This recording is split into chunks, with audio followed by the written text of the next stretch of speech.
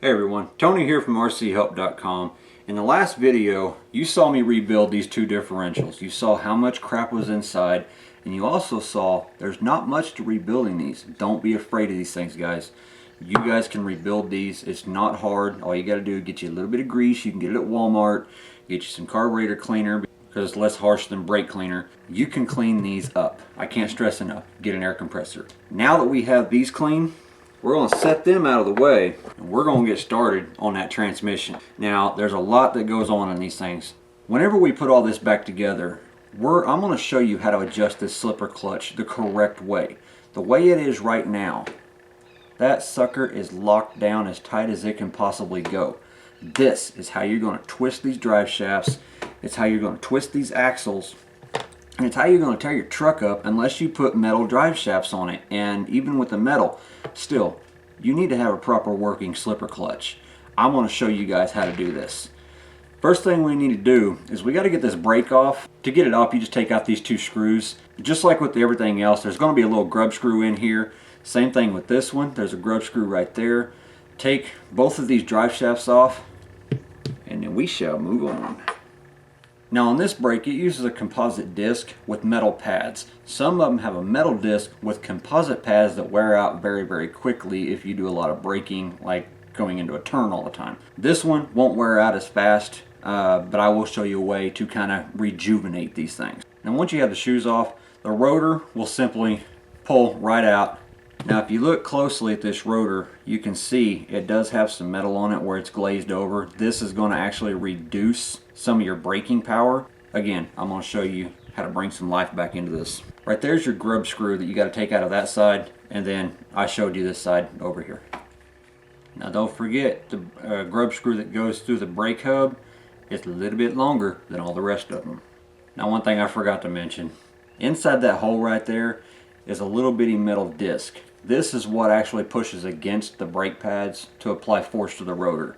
Don't lose that like I almost did. Now the nut that's going to be on your slipper clutch is going to be a 9/32 or a 7mm, whichever one you happen to have. It shouldn't be so tight that you can't just use a socket and twist that thing off.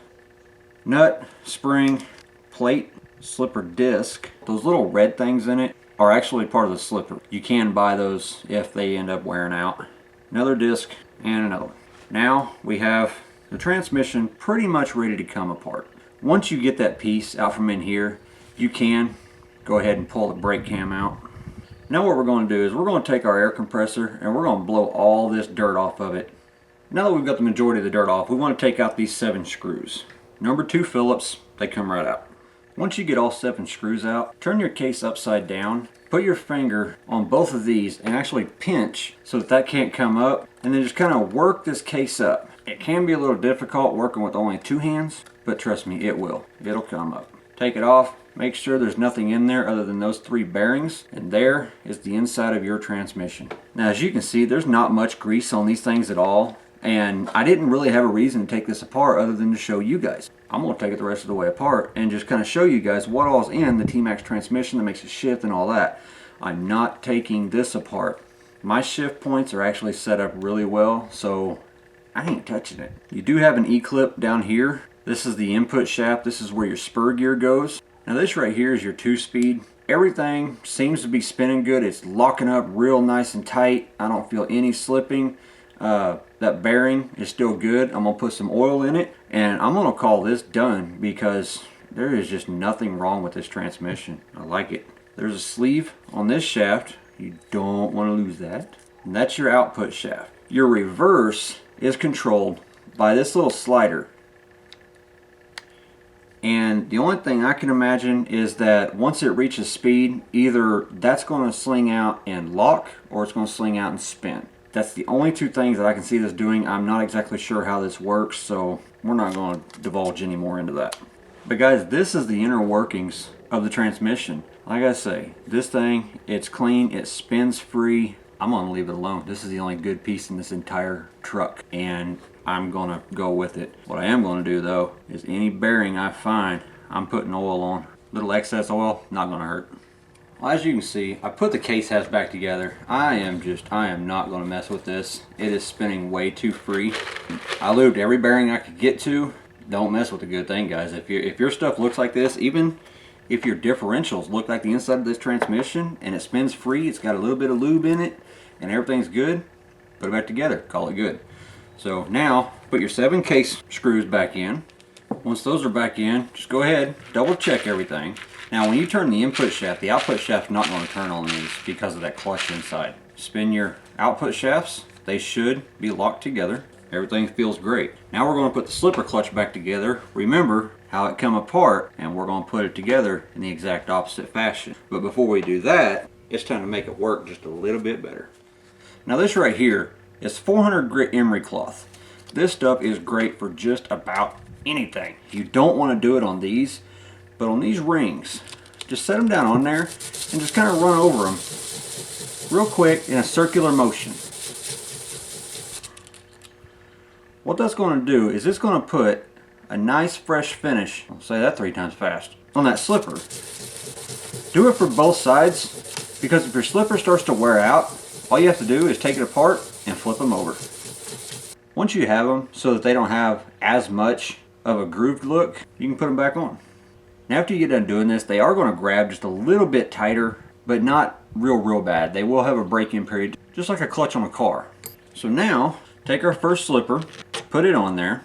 If you happen to have anything on your fingers, just wipe that off. Now you take your slipper disc, there's a little brass key in here. You'll want to line that up. Then you'll take your spur gear, make sure it's pretty clean. Now take the bushing out of the center of your spur gear. We'll slide it onto the shaft. Then we'll take our spur gear, slide it on. This part can get a little tricky.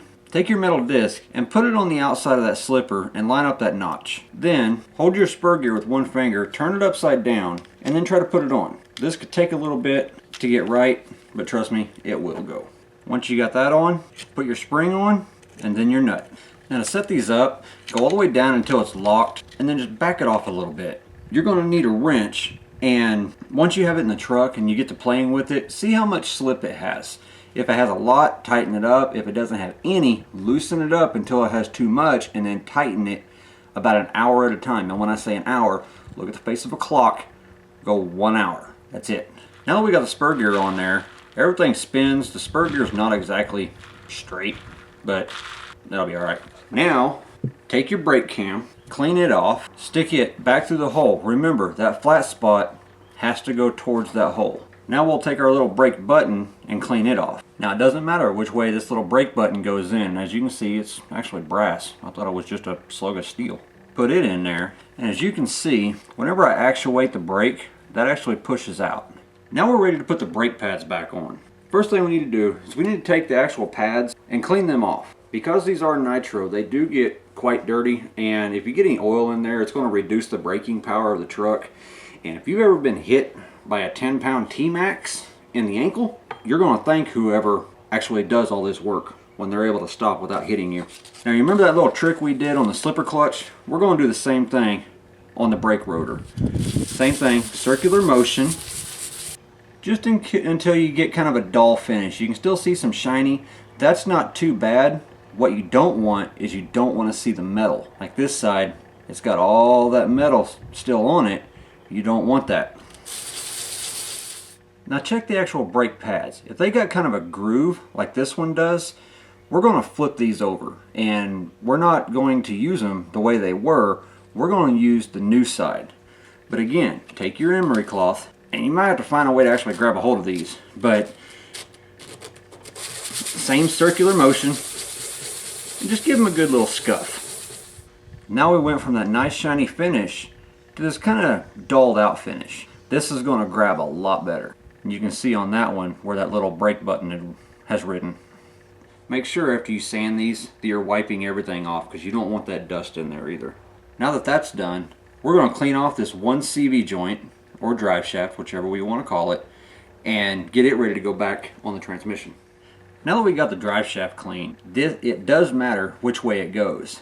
The hole in there that slips over this output shaft is bigger than this side over here. The small side needs to go on the transmission. Big side is going to go on the actual differential. We do have a big hole and a small hole. and then again, small hole, big hole. Take a wild guess what I want you to line up. Now, just slide it over.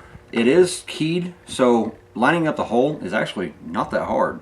Take your long grub screw, put it down in there, and then tighten it up. Feels good to actually put something back together for a change. Once that's lined up, everything's spinning nice and free until that thing starts flopping around. Take your brake disc, slide it on there, and put it about halfway. Now remember, we still got that cam button down in there. We've got to put all this back together. Don't forget to clean your little screws. Now what we want to do, take your brake discs, make sure to hold this brake rod at the same angle that your brake pad's going to be at, and then just kind of work that pad up in there, and then take one of your screws, put it through the other pad, make sure you have the right side. I actually have that one reversed. Slide that pad all the way up on the screw, and then we're going to go through the other pad and start screwing into the case just with your finger. Same thing for the other side. Now when you tighten these down, it's going to depend on how much play this thing has. You don't want this brake disc to actually come off, but there's only so far that it can actually go back. So you need to find a happy medium in there. I like to push it up there and then push that up and then screw it in until it just almost touches. You don't want any drag brake. And then check it. If there's an excessive amount, back it off about 1 hour at a time. Now that feels great. Now check your brake by pushing on that lever. That sucker ain't going nowhere. I'll end up breaking this shaft, but that feels really good. Excellent. Guys, I know I didn't actually rebuild this transmission, but I didn't have to. This thing was sealed up, no dirt inside it. It had normal wear.